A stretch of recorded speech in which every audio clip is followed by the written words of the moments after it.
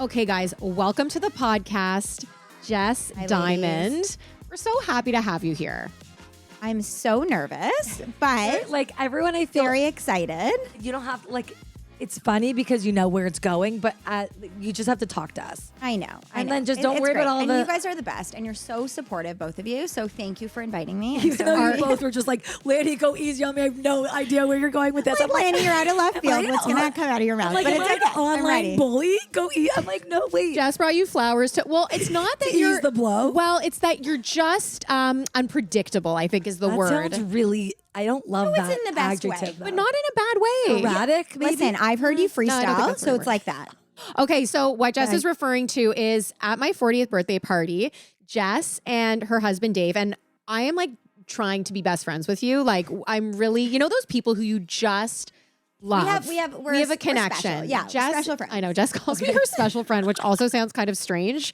That is But anyways, Jess and Dave came to the party a little later because they had a function earlier. You came to the party. We brought it. You brought the energy. I turn around. Lanny and Dave are like having a wrap freestyling in the with corner. each other. It was the It best. wasn't I will not say it was a wrap up because he was You held- teaching me. you- He okay. was teaching But me. you held He is your my own, Lynn. master.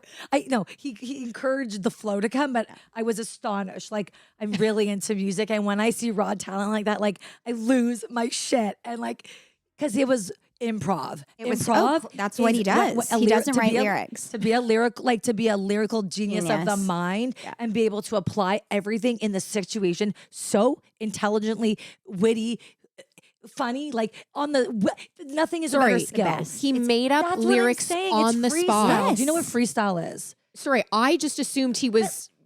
No, Picking he up was a- like Lawrence 40th. Like not. He's gonna die when he hears that. That's so funny.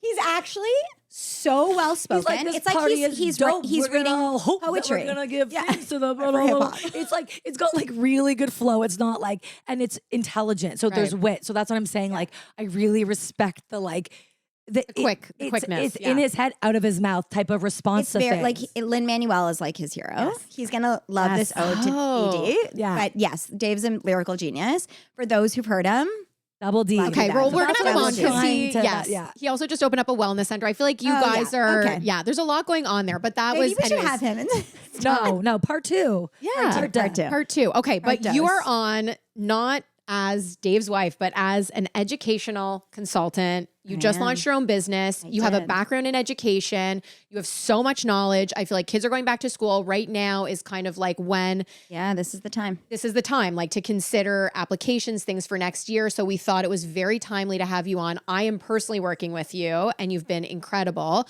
So maybe to start, you can just give kind of like a little bit of a background on or a little bit of information on your background and then what is an educational consultant? Because I think, Perfect. you know, people might have a misconception about exactly what it is. And why don't you clarify it for our listeners? Okay, well, that's a big term, education consultant, but I have been in the business. I've been a teacher for 16 years. Respect. And I Literally ta- respect. respect to all the And a teachers out mom, there because the it devil. is Whew. so challenging. I mean, all jobs are challenging, like highs and lows, but like to be a teacher, wow. And to be a teacher 30 through the Coed and through what everyone Yeah, it just wasn't went through. fun. But anyway, thank you. So mad love to all the teachers out there. My colleagues are fab. But I was in the industry, loved it for so long, like really truly felt like I helped kids. And then the past few years, I saw the challenges that education provides. And I decided I really want to help families, like kind of jump ship from teacher to helping families. And I'm happy to help families like work through report cards, you know, talk about IEPs and how to develop that and like talk to the right people to get that sorted. What is an IEP? So an IEP stands for an individual education plan, and essentially it's developed in like with the teacher and the families together. And it's once the children have challenges in class and teachers have done their best to try to support the kids in class or in small group settings, and that's not really working best. Like that's not Right, working it's out. not working for them. Yeah, exactly. So they provide this IEP, and sometimes they need a psychoed assessment to do that as well. So they work in conjunction with a psychologist.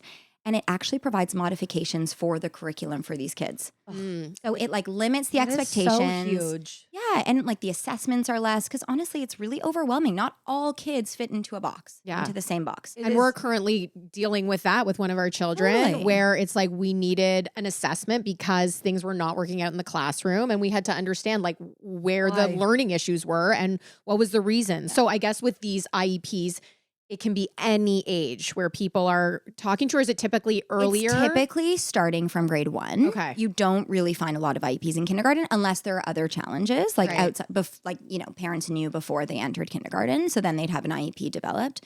But otherwise, it's typically grade 1 that starts to be developed. It's Right. just to know that the resources are there. Not they first of all, they just weren't when we were younger. They weren't presented in the same ways. There weren't these types of jobs as Right. available. Our parents weren't inquiring as much because I felt like knowledge was not as the information wasn't as fluid. It wasn't Yeah. as acceptable. I don't know. People weren't questioning. There's still a stigma, like even Yeah, to being yeah. assessed. Like Yeah. I think there's nothing wrong with assessments. I think the best thing you can do for your kid is to get the support that they need, right? Like 100%. And get them what they need so that they can succeed at school. and to identify what that is. Right? Exactly. To know what that is. Exactly. And that's the other thing. Like just Yeah. because your kid could be generally doing well in school, like we have more intel to say, even if there's struggles in this region or that, or if Totally. they're having issues with these types of people or this type of peer group, like I honestly think if I would have done different things with my educational plan that were to more customize to like how I could have learned, I feel honestly a huge part of like the stuff that I'm dealing with now with like Mhm. decisions I made. This is really going deep, but I mean it. It was like with my self-esteem was really challenged as a kid through the education system because Mhm. I was not an ideal student. Like I Right. tried so hard, but it did not come as naturally to me to be the type of student that my brothers were, that a lot of my Mhm. friends were. Mhm. I still went and I challenged myself and I went to McGill and I did all these, I got these academic, like these accolades to, but it was really hard. There were so many additional, I think, like boundaries that were never addressed that were formative. Like then I felt like I was not as good at something or less than, and all these things that I think make you who you are. And I'm not saying there's that much pressure, but I know at least for me, I think if I could have been in something, and this isn't a reflection on my parents or anything, it was just the fact that I was in a great public school. I just think I needed to learn differently. Yeah. And I couldn't, even in university when things got so much worse, not being able to understand, not everyone can just like digest a textbook and Mhm. be able to regurgitate it. So it's really nice to know that like That there are supports for there kids is support now, and Yeah. kids don't have to feel like because they learn differently, Yeah. they're in this category of not being able to learn. Like I Totally. don't think And I you was know able to what? learn effectively. So many kids are now on IEPs. Like it's actually really common. It's not the one Says or two something odd. about the system. No offense. Well, I was just going to ask, so like to this whole situation of like, okay, kids learn differently. Do they need IEPs? Do they need assessments? What are flags for some parents? Because I think they're, between COVID and setting kids back and, you don't want to raise alarms about like a kid's learning. Like what are some red flags that a parent can look out for to say, okay, maybe my kid does learn differently. Maybe they do need to be assessed. Or is it just they're a December baby, they're a boy, like I feel like it is quite confusing. So maybe, I don't know if you have some tips or some things that parents can look out for. I think the biggest thing is always to be open with your teacher and have these discussions from the get-go. Like, don't be nervous or intimidated to reach out to your teacher from early days. Like, I know a lot of parents are like, oh, but it's not parent-teacher interview yet. If you feel like something's it's that same off, thing. It's like that feeling of like, oh, now that you can't, I don't know what it is as a parent, but it's almost just like to reach out is almost like if there's a Right. problem or like there's boundaries are good and you don't want to Yeah. email, No, of at course 12 a.m. not. But like, I think it's completely in your right to say I feel like there's something like, grade 2 and, my kids still don't know their letter sounds. Like that's an issue and hopefully that's been flagged. But if not, like you need to bring that up with your teacher. Granted, like the teachers try their best. There's so many kids now in classes, like the class size provincially has increased. And not all teachers have time each day to sit down with each kid. Right. And that's just the reality. Mhm. So at home, if you're noticing that literacy and numeracy your kid's struggling with, it's time to intervene. I Right. think the earlier the better, Yeah. honestly. And is there a baseline for some parents? Like I know Yeah. comparatively with my children, kind of like where each one is at.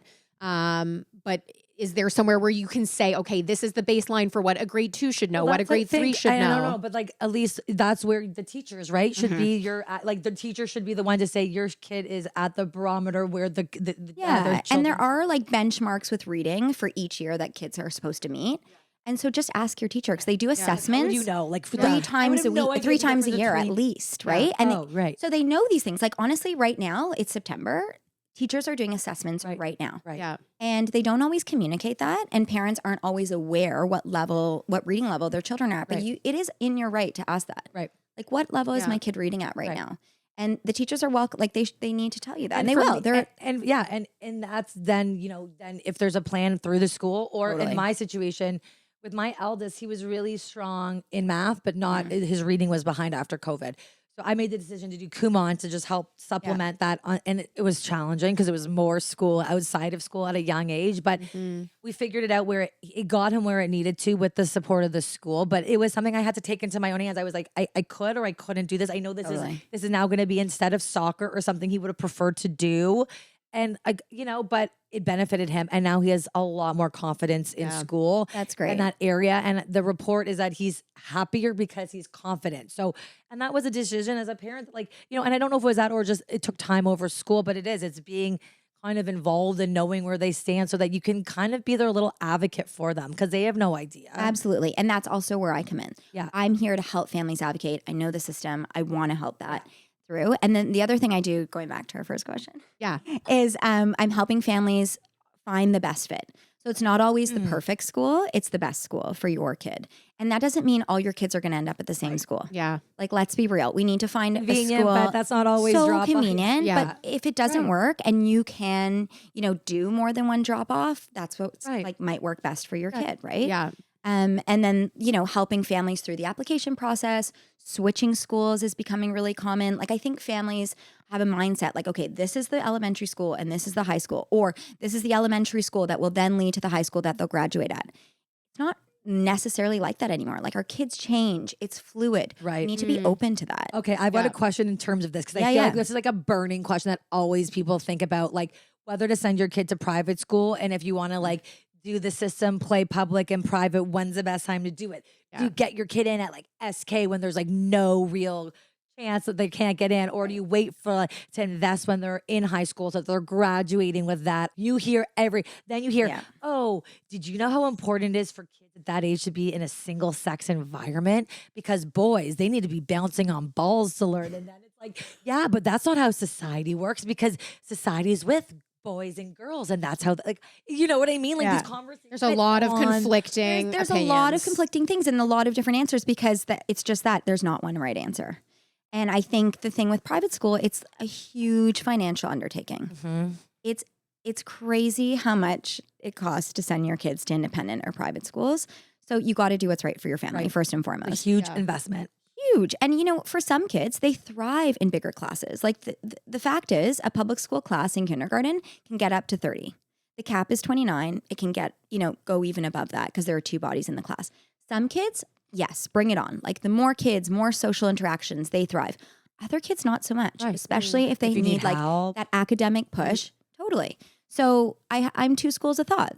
Yes, there is something to be said about early intervention with kids and, starting them young, starting, smaller class sizes, investing young, building their framework and building their building blocks.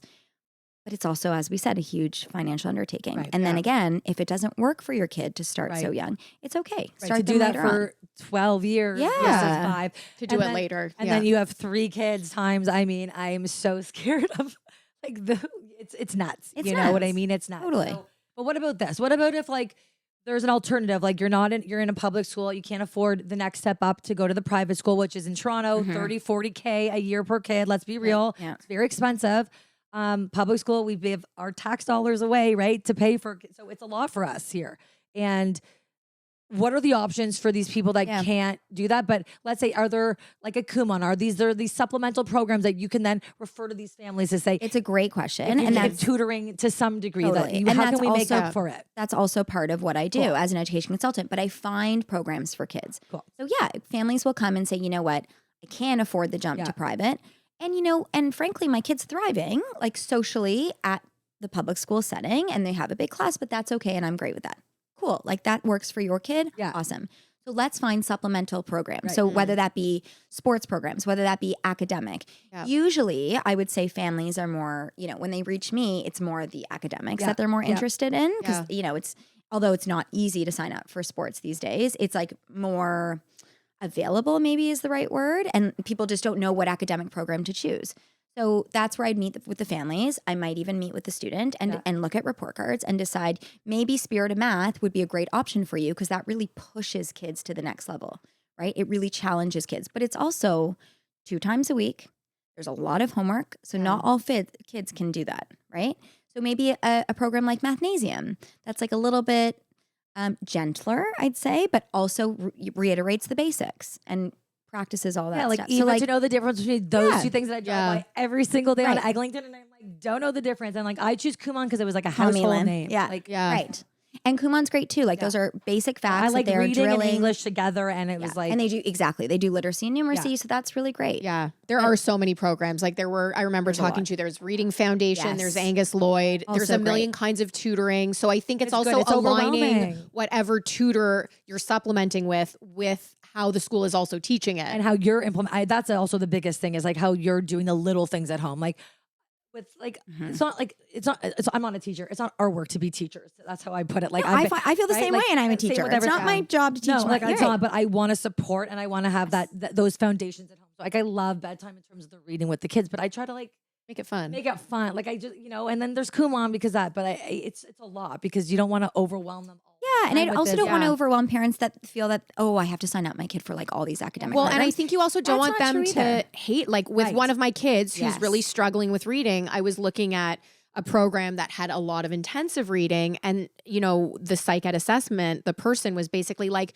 you don't want them to hate reading. Like that's if you not literally, what do you hate? I hate what? Economics. She's like, if you had to take a macroeconomics class 20 hours a week, you're not going to end up loving it. So there's, I think, also different perspectives of, just because your child might be behind in a certain subject, that doesn't mean you also have to shove it down their throats, right? It's again all about finding the right fit, Right. and it's a fine line, right? It's like my kid is not great at reading right now, Yeah. but also hates it. Yeah. So we need to find a program that he's willing to go to. Yeah. Hard, and also be cool with being open about like, what, if that doesn't work, we'll change it. Right. Yeah.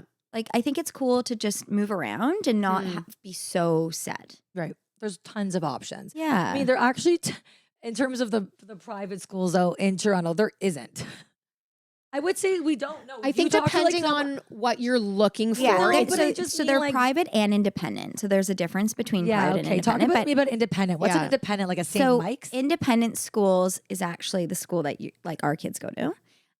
It's schools that have boards and that Right. are a little bit larger Right. and they're non for profit. Private schools are typically smaller and they're typically for profit. So it's a lot smaller of a school and it's not as large of a campus typically. Yeah. And it's just like a more, maybe smaller brings community, Right. smaller community feel. So even though we use private schools as like an Got it. umbrella Term, term yeah. for Yeah. all the like our independent and private schools did in not know Toronto, our it's kids go to actually our kids News- actually go to an independent me. school. So there you go. Yeah, I had no idea. It's okay, Lan. I learn something new every day. Yeah. Um, So then I guess, for parents who would want to kind of look to an educational consultant, you work with all ages, right? This isn't just Yes. at like the younger level. You can work with kids going into high school students, Absolutely. with younger kids. I'm any focused age. on elementary and middle school and high school. I Right. don't quite work with university level yet, although open to it later Okay. on. But right now the focus is elementary, middle school, and high school. Okay. And so for a parent who, if I'm looking to, apply to an independent school, a private school, like what are things that you think a parent could do to sort of like wow admissions or make them stand out? It is so fucking competitive now. Like, again, I think since COVID, it is insane how many kids are applying to these schools. And like, what are your suggestions to parents who are making that commitment and saying, I want to do this, but like, I don't even know where to start? I think the first thing is you're not going to walk into an independent or private school, or any school rather, and every head is going to turn. Be authentic, be yourself, show them that you will get involved in the school if that's your thing, or be honest about the fact that like, you know what, I'm a working parent, not really getting involved in school, but my kid loves that stuff. And have your kid speak honestly too, because I feel like there's a lot of pressure on the kids. Like if you're going in there and you're saying, you know, you got to really like button up your shirt and you got to speak, I don't know, like prepping them in advance, it's a lot of pressure for them. Like just let them be themselves. I think schools are more interested in authenticity than creating this whole fake persona. Like also sticking your kid into all these extracurriculars and academic programs just to get into private schools, that's also not going to help. Like your kid's just going to hate school. Like you're just doing so much more work. It's like exactly. Just try to identify what works best for your kid. Oh, that's okay. Sorry. And then in terms of like when you're kind of reaching out to admission, I mean, obviously like some of the processes are pretty insane. But like having a point of like, what do you suggest for that? I think the best thing to do is to talk to parents who are already parents of that school. Also doing your homework and making sure on your end that it's the right school. Because it's really a puzzle in the end. Like they're trying to find the right fit just as much as you're trying to find the right 100%. fit, right? I did not. Okay, this is why I don't think there's a lot of variety in Toronto, which I'll give it to you straight. I wanted non-denominational. I didn't care about Jewish. I'm Jewish. I didn't care about that for my kids. I didn't grow up with that. A Jewish education. I went to Hebrew school, which I want to talk to you actually about. Do you advise on that? Yeah, we can talk about that. Okay. Hey, you wanted non-denominational, non-denominational. Yep. I wanted co-ed. Yep. And I wanted. So I grew up in a public school in Hamilton, a great public school. I wanted something that felt as diverse as possible. Having a mix. Valid. There are probably 3 or 4 options in Toronto that you're right. And that's what drives the competition up. That's what caters to that. And that drives admissions up for sure. So it's all those things to consider where you are, how you're, you know what I mean? No, it's all gotta be the right fit. I'm actually curious to get your thoughts on single sex schools. Like I feel it's like a very big debate. And to be honest, when I first started this whole process, I did not understand single sex schools. I'm like, kids, boys and girls need to learn together, you know, and now I am seeing with my son in particular that I do feel like girls are more malleable. I think they could go co-ed or single sex. I feel like if you have a boy who's a real boy's boy and they don't sit and they need, you know, a different kind of, you know, sort of schedule during the day, I do think single sex schools benefit boys. That is honestly, I just seen that with my son with his personality. But I'm very curious to get your take. Kid dependent, of course. I think the fact that you started in co-ed was great. I mean, it was easy for you because it was realistic because you had all 4 kids with different genders. So that made a lot of sense for you to go to a co-ed school. But yeah, listen, there are some kids who want to be around other kids like that. So when you're the same gender, like in Zach's case, I think that's great. He has 29 or whatever other kids in his grade, maybe at a single gender school who are more similar to him. Right. And there's just kind of more selection, I would say, of finding kids like you. And then, yes, there is, data that says that those single gender schools study that gender and know how to teach that gender best. So it's knowing your kid and adapting to what they need and understanding if that's... And being okay with that. Like really knowing your kid. And I think that's really hard. Yeah. For a lot of parents. Because it's like letting up your own expectations. But it's like... Well, and it feels like there's so much, like not even just with private schools, but even with extracurriculars. It's like there is so much keeping up with the Joneses and competition with, hockey and dance. And there's so much. And now it seems like everyone is trying to get into this competitive stream with whatever. Yeah, like sport. even like hockey is so why can't it just be okay to be in a house league? In a house league. It is. I'm not doing hockey. Not doing it. I'm not. Xander's in at this. So you are doing hockey. No, I'm not doing not competitive stream. Unless he says to me, "Mommy, this is whatever," and he's in skating. But I choose not to be a hockey mom. And unless Mark would want to take him to that is not something I'm excited about. So no way, Jose, am I. Okay. Oh my God, Uncle Ryan. Actually, really sweet. Don't. Would that be like your dream so you could be a good dad?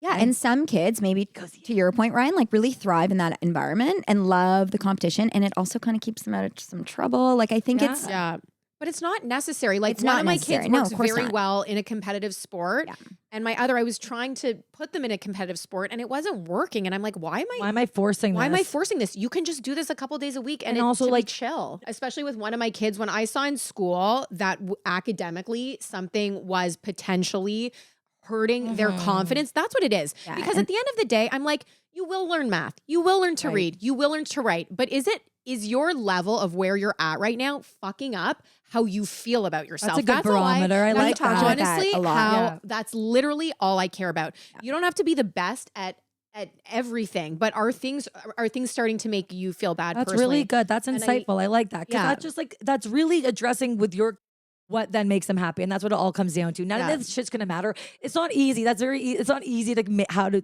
just make your kids happy. There's a lot of work that goes into this. And it's, I guess, our responsibility to like advocate and find and help them find that. But it's a lot. It's a lot to be a parent and to try to find the right thing, especially when you have 4 kids and they all require And take the stress such off. Hire an different- education consultant. Exactly. Oh my That's God, why full Jess plug. is there. Yeah. And to her point, it's not just about like finding the right private school. It perfect is one. a Yeah, it's million the different best things. for It your is working kid. with psych eds. It's finding extracurriculars. It's working, I feel like it's a whole holistic approach that doesn't involve one thing necessarily. And also, I'd say like part of my job is coaching, like just giving parents the confidence that their choices are okay. I love Like that's a really big thing because Yeah. some parents are like, oh, like I don't know the difference between Kumon and Mathnasium. Like that's a great point, Lanny. And sometimes it's like, that's okay. Yeah. I'm going to coach you through that. Let's try Mathnasium. Doesn't work. Let's go to Kumon. Like I think just giving parents yeah. in themselves the confidence because you know your kids best way better than I'm going to ever know them, even though I might meet with them, read their report card, read their IEP. You are their best advocate. And I think I can help coach you through that. And hopefully give you some tips that's along the amazing. way too. I love Well, that. it's collaborative, right? It is. How could you Yeah. expect you to know Yeah. there's no one that's going to know your kids better, and that's why It's there's a whole you know team. that and you know that. So Yeah. to Yeah. work together. It's a village, It's a- as they say. everything Like the is. It takes a teacher, village. it totally Yeah. does. The And you are teacher, so the lovely parents. to work with. That's so kind. Can we just Thank say you, Jess Lauren. is I know. truly like Mom.com. I'm like insulted I wasn't invited on this trip, but like I'm coming. Yeah, Jess and I went for drinks one night. I know Things Lauren's got, things got it was fun. I wild. woke up the next morning to an email that was like, here's the information for the golf trip. I'm like, fuck, I don't even play golf. I'm like, what did I sign up for? And she's like, I'll see you in Croatia on Dave's birthday trip. I'm like, Lauren's like, I made really cool new friends. Like, you're gonna love these new friends of mine. You're like, she is like, oh, like it was just like, she's like, and I'm going on this trip. I'm like, oh God, the my fun friends was are real. going to really laugh when they listen to this. I am always up for fun. She Always chooses up for an adventure. adventure. I Yeah. choose YOLO. Yeah, And I think like that's kind of how you have to live these I days. think it's amazing. and that's what you want in an educational consultant. Choosing Thank you. YOLO. No, seriously, someone who doesn't Choosing take the best fit. themselves and things too seriously. And I love that about you. But I can do that too. Yes, you want to can. hack it and talk academics I and feel do like the you're robotics just team real. and find the best robotics program. Yeah. I got you. Yeah. It's your, yes, to But Lainey's I'm going to point. tell you like my No, honest it's truth. not. It's not to discredit your capabilities and what your qualifications are. It's more just to say that you can like. So much of this is overwhelming to begin with, and Totally. you would assume someone in your role would look like a stiff library teacher with a pickle up her ass. And the fact that you're sitting here and you look like really cute and like I want to talk to you and I want your ballet flats, like Thanks, girl. I'm That's gonna great. hire you, just for all those things. What a On top of plug. the fact that I know you. Wow. Thank you. Okay. And it's called Diamond Education Consulting. Yes, plug it. www. Where can Diamond. people find you? So I have a website, Diamond Education Consulting. Lower diamond. Diamond, my last name. Yeah. Education Consulting. Actually, so that's my business name. Okay. My website name is diamondec.ca. We can add the link. Yeah. We'll plug And I have it. my email on there too. I'm not Great doing last name. socials yet. We'll see, but for now, I'm starting there. And honestly, like this is the time. This is the time that Yeah. parents have questions. This is the time that if it is switching schools, if that is actually the case, and that's what parents are interested in, now's the time. Applications are actually due December 1st for the following school year, which is kind of wild. Sorry, So, one like, second. For next September. Yeah. Yeah. So if Yeah. if I'll get on if that. parents want to change schools Bonesy. or Yeah. start schools Yeah. next September, They have to do it now. private or independent, it's now. Like open houses are happening now. Yeah. Conversations with admissions are happening now. Anything you want. Like just to add to a previous question, but it was something about getting in like with admissions and stuff. Mhm. Yeah. So not only should you get to know parents who are current parents, but also reaching out to admissions. Like asking them questions and kind of putting a name out there for yourself, showing that you're interested if you are truly interested and you think it's a right fit. Yeah. Like really developing those relationships Cool. early on. Yeah. Like now. Yeah, I think that's great advice. Okay. Okay. Hope Jess so. Diamond. It was great. Always a slice with you. I love Next this. time we're Thanks, getting double loves. D, and he's going to teach us all how to He's freestyle. gonna teach you how to and be freestyle. lyrical geniuses. I've tried to learn for years. Really? I'm really bad at it. Like it's crazy. He thinks 4 words ahead. He said that. Yeah. Holy. God. Yeah. It's really wild. So So, I can't do that. To actually be able to say something and then think 4 Yeah. words ahead, Yeah. that is genius. Einstein That shit. is I can't do genius. Anyway, Okay. Thank you, Jess. thanks, ladies, for having me. This has been such a pleasure. Thank you, Jess. Yeah, thank Always you. been fun. It's been great. Okay. Bye. Bye.